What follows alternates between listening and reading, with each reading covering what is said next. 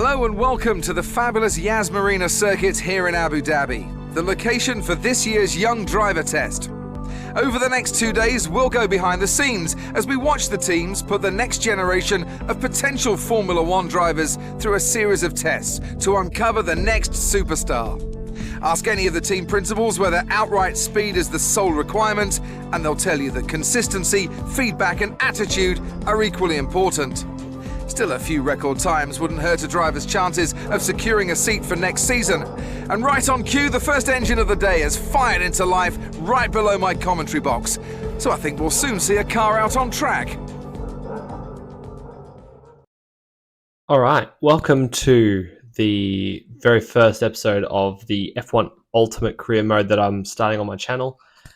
I've been thinking about doing this career mode series for a very long time, and I've decided to just get it rolling and see how far we can come with it.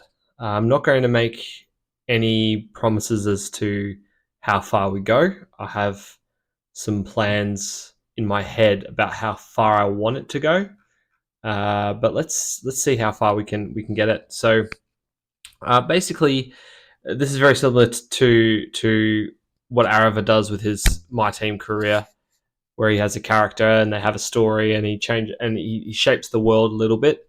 We're going to do something very similar. The only difference being we're not adding new teams. We're not really adding new people. We're using the existing set of people and teams that we have. The only things that we're going to change is going to be storylines, lore, obviously World Championships ultimately, and it's all going to revolve around the character that this story is based on. So the character that we're introducing is Christian Waters. He's a young driver from Sydney, Australia. He begins his Formula One career in the 2012 season when he is just 20 years old.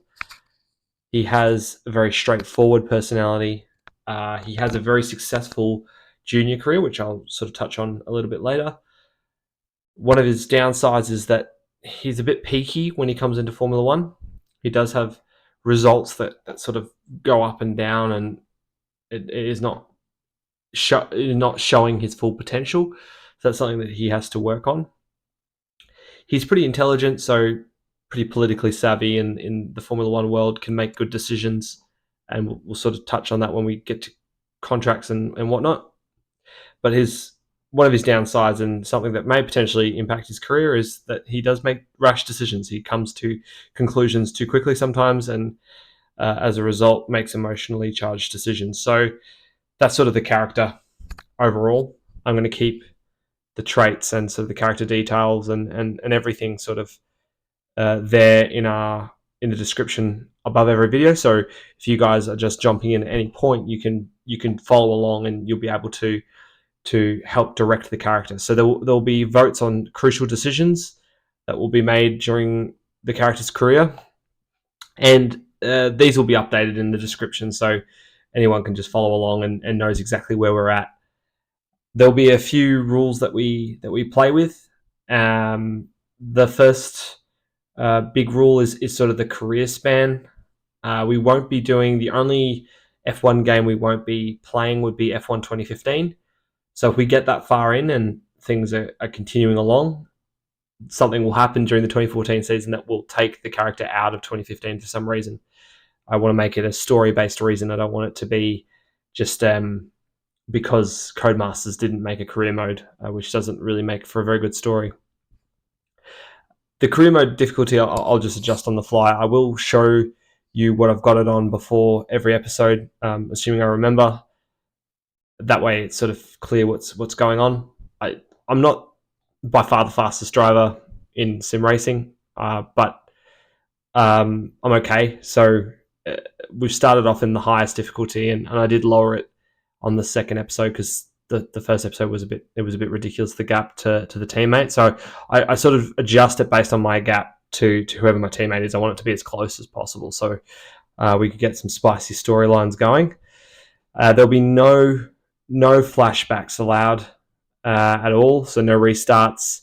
Whatever the result is, if I have a really horrifying start and I spin, that will be it. That'll be the episode, and then it will just be fallout from that. We will have contracts, obviously. So a lot of all the games we're going to be playing have some sort of contracting system. We won't necessarily be following that. It will just give us an idea of where our pace is, I suppose, and how the game thinks we should progress. Effectively, at the midpoint of the season somewhere, I will put up a vote about whether we should be looking to stay with our current team or looking to move. If it says that we're looking to stay, that will be the decision made, and that will be very early on in the season. If it's looking to move, then that there will be a story that will follow on to that, and then a decision about where we go will be much later down the track. Obviously, this will create situations where drivers may pop in and out of existence seemingly, and that's just an unfortunate consequence of this sort of career mode journey. And because we're not staying in the same game, there will be some weird stuff going on, but we'll have to come up with good reasons for all of what we find, and I'll try my best to do that.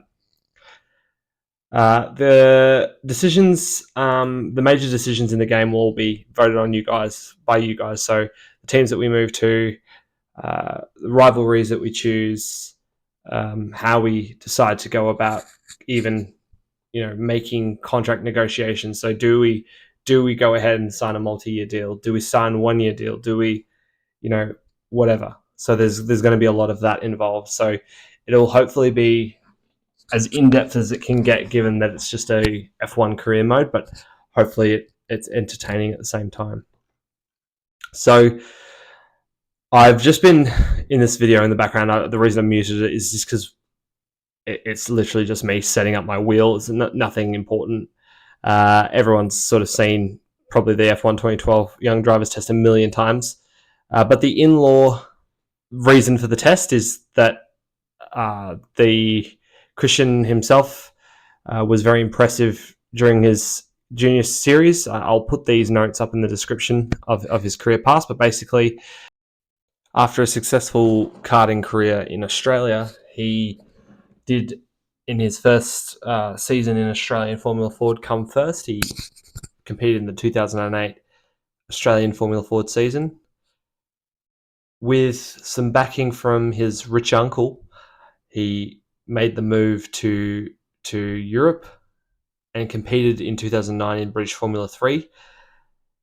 And this is an example of one of his weaknesses. Now, in no other series that he competed in following the Australian Formula Ford did he ever come first again.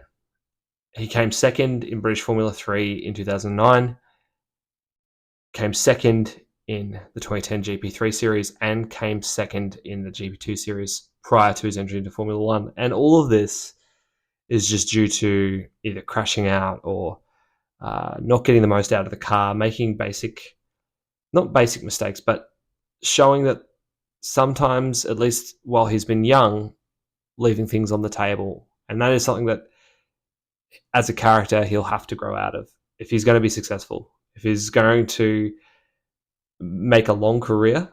And this series will only go as long as it makes sense for it to go. But if he's going to have a long and successful career, that will be something he has to fix up and work on his consistency.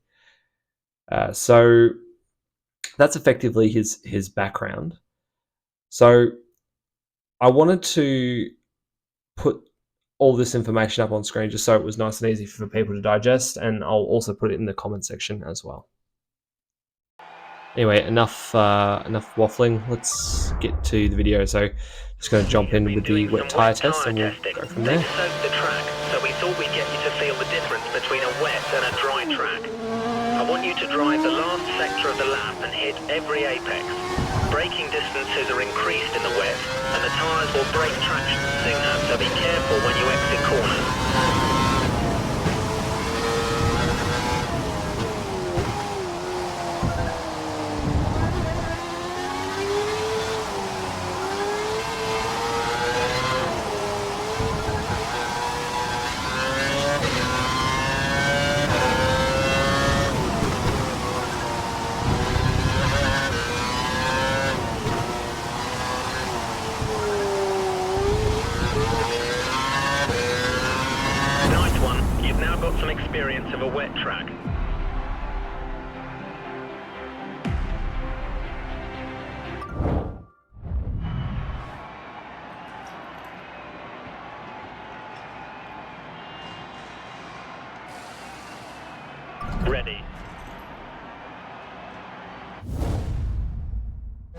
Okay, it's been a great couple of days.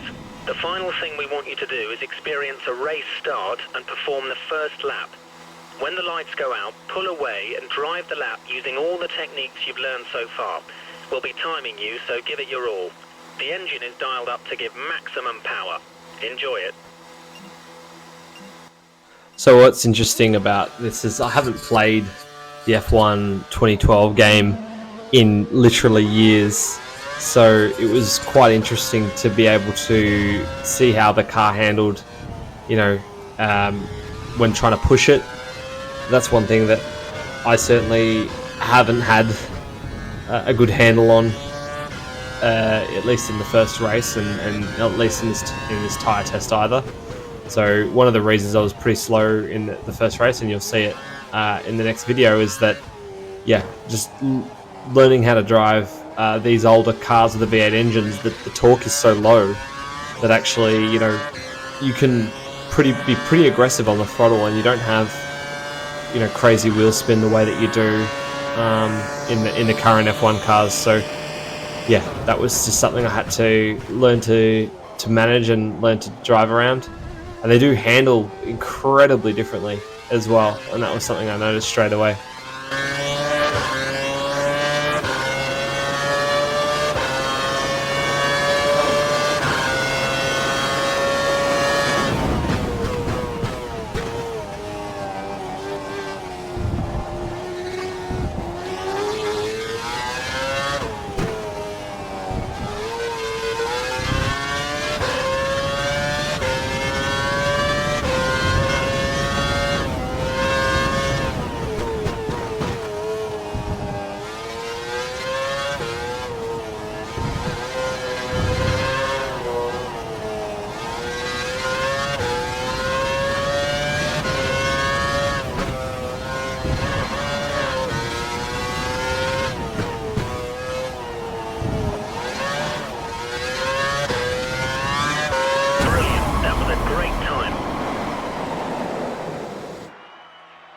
And that's the end of day 2 of the Young Drivers Test. Next time we see you, it'll be on the grid.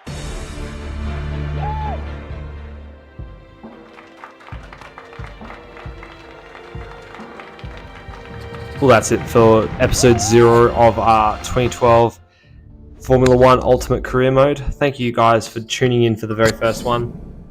We'll be kicking off with Australia next week, so I'll just be uploading once a week. I've got like a few videos recorded in advance, and that's just how I'll do it. But I will see you guys in Albert Park for the first race. See you then.